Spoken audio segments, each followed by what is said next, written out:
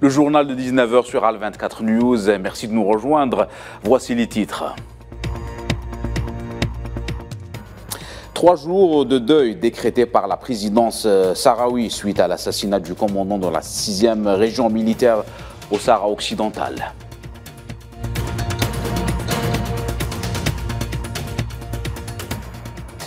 Quatre jours après le coup d'État au Gabon, le CTRI annonce la réouverture des frontières du pays.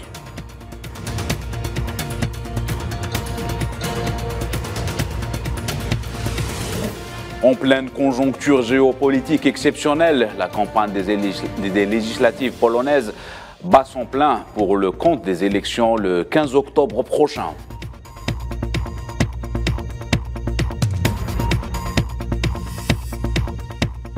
Les incendies de forêt au Canada ont causé la perte de 16 millions d'hectares et le déplacement de 200 000 personnes.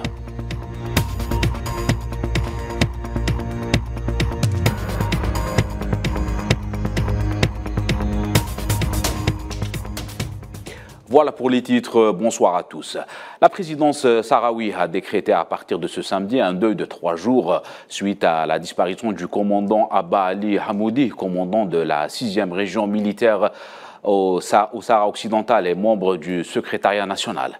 La présidence de la République sahraoui, en vertu d'un décret présidentiel, a présenté ses condoléances et a exprimé la sympathie de l'ensemble du peuple et aux membres de la famille du défunt.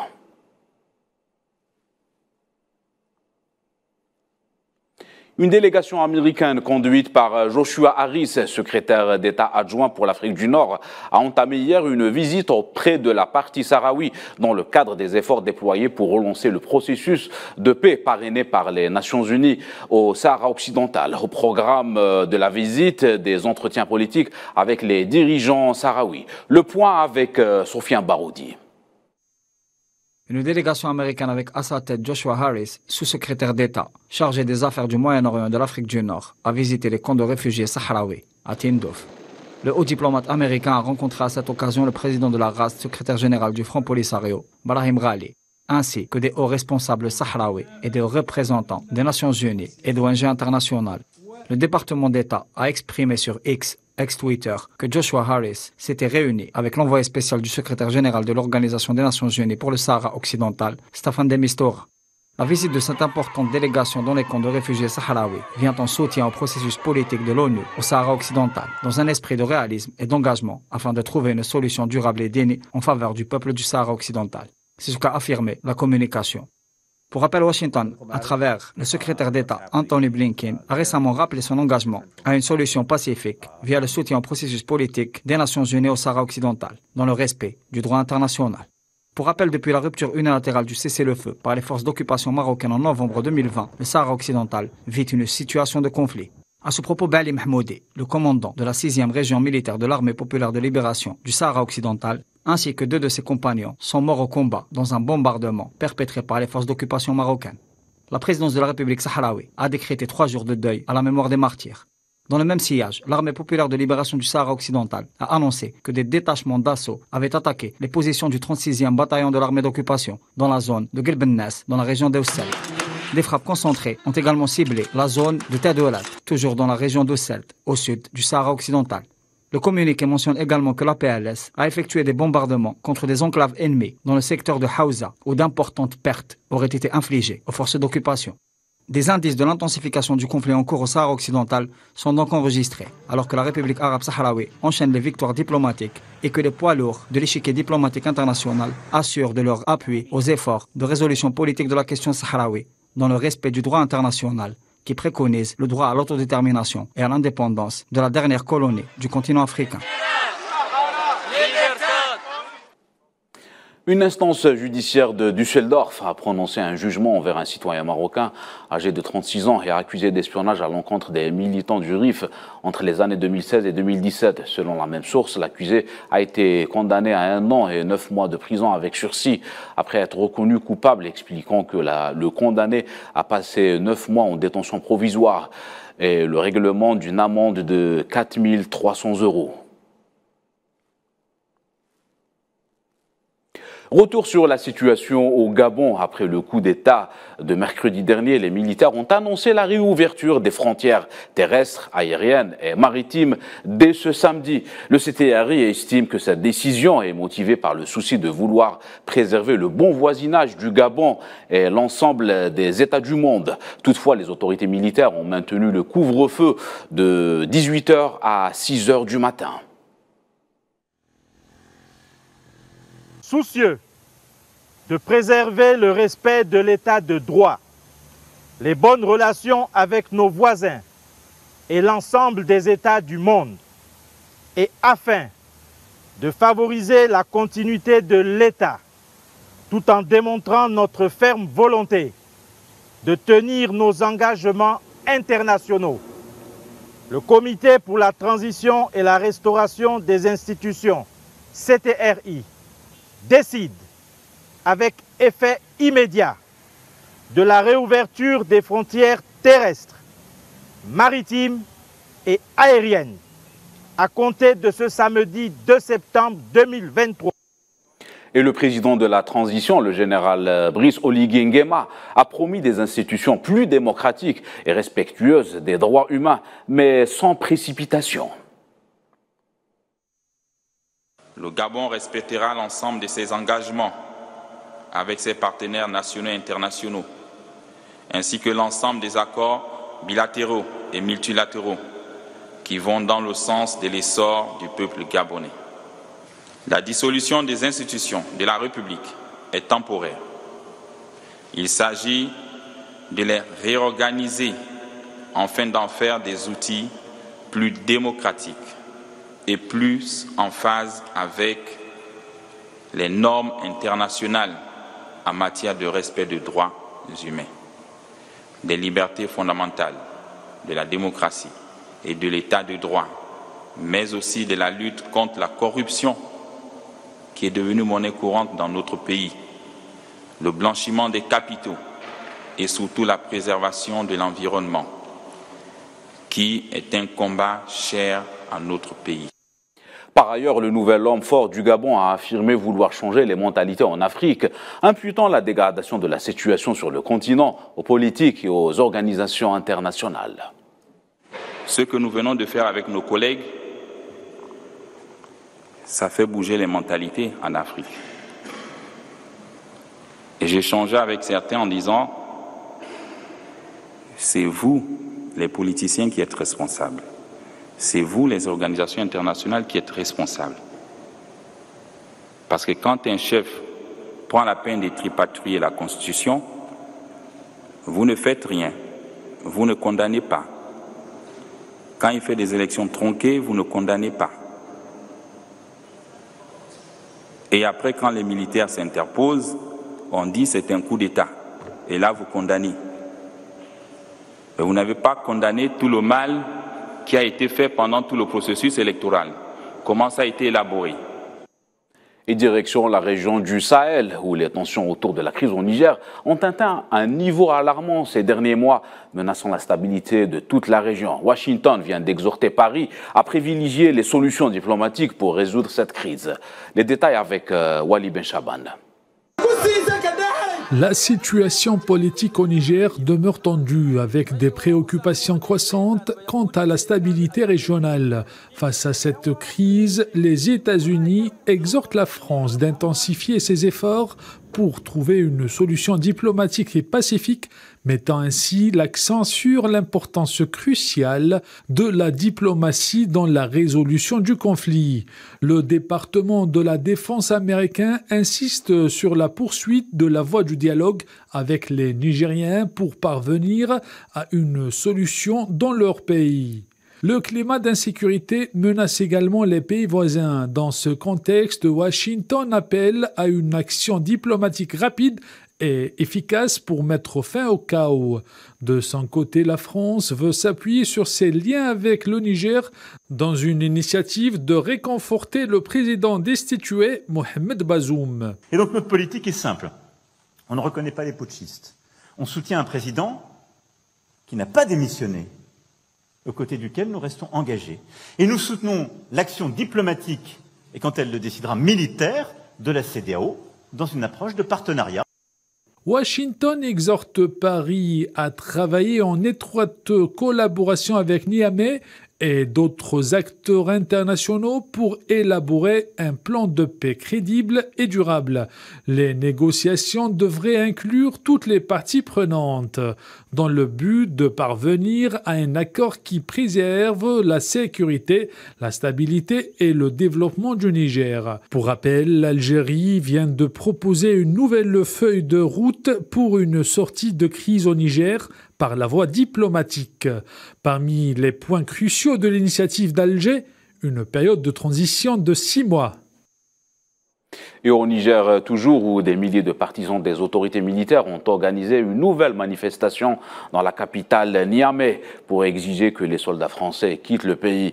Le groupe s'est rassemblé devant la base militaire française de la capitale du Niger. Notre seule demande, notre ultime demande, c'est le départ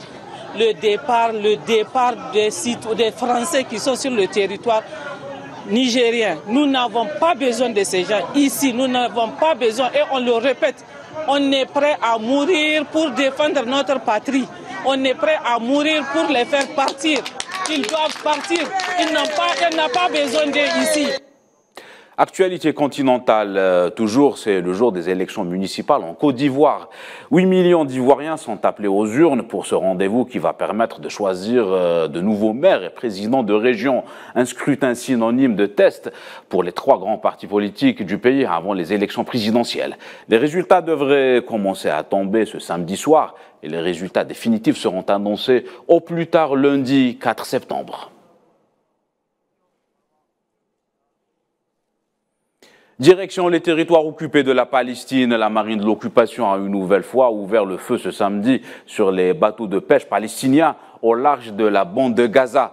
Selon l'agence palestinienne de presse Wafa, des vedettes ont tiré à balles réelles et actionné des canons à eau en direction des embarcations de pêcheurs palestiniens qui naviguaient au nord-ouest de l'enclave palestinienne sous blocus depuis 2007.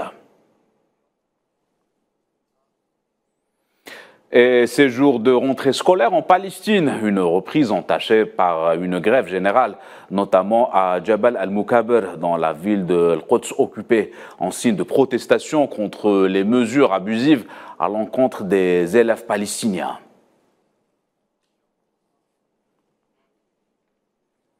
Conflit en Ukraine, le ministère russe de la Défense a annoncé la destruction de 2 drones ukrainiens survolant la région russe de Belgorod. Le gouverneur de la région voisine de Koursk a déclaré de son côté qu'une femme avait été blessée dans le bombardement d'un village frontalier.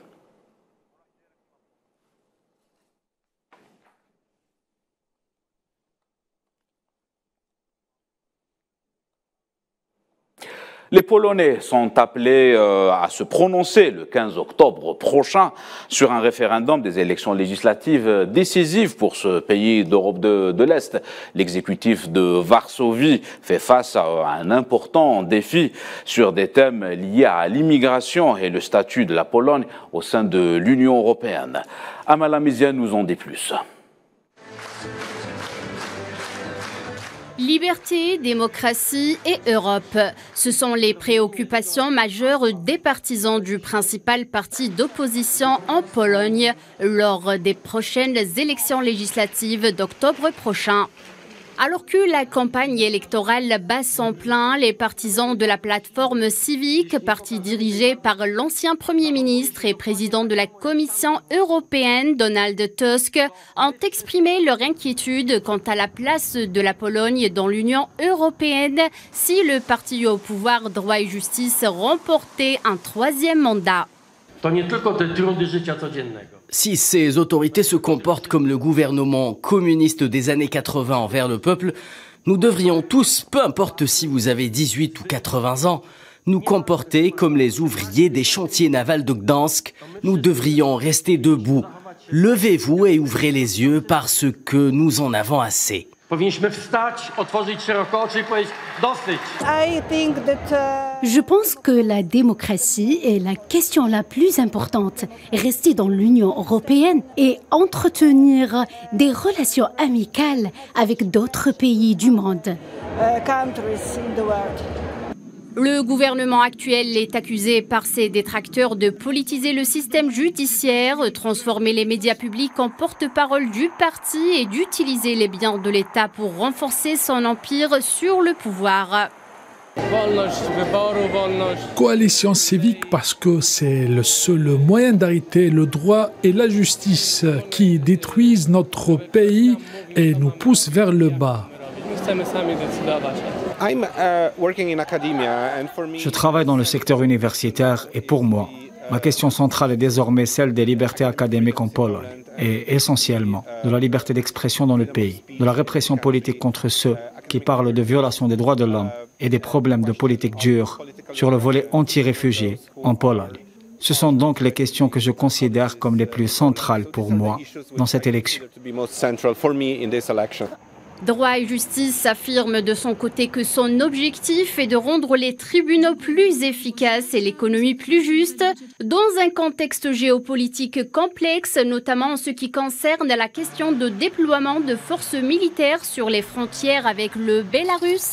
Droit et Justice a obtenu l'organisation d'un référendum qui se tiendra le jour des élections. 4 questions seront soumises aux Polonais, la vente des actifs de l'État à des entités étrangères, le soutien à une éventuelle hausse de l'âge de la retraite, la suppression de la barrière à la frontière avec le Bélarus, l'admission de milliers d'immigrants du Moyen-Orient et d'Afrique. Et direction le Canada, ce pays d'Amérique du Nord qui a connu cette année la plus intense saison des feux de forêt de son histoire. Près de 16 millions d'hectares ont brûlé et 200 000 personnes ont été déplacées, notamment dans l'Ouest et le Grand Canada, notamment la République de la Colombie-Britannique.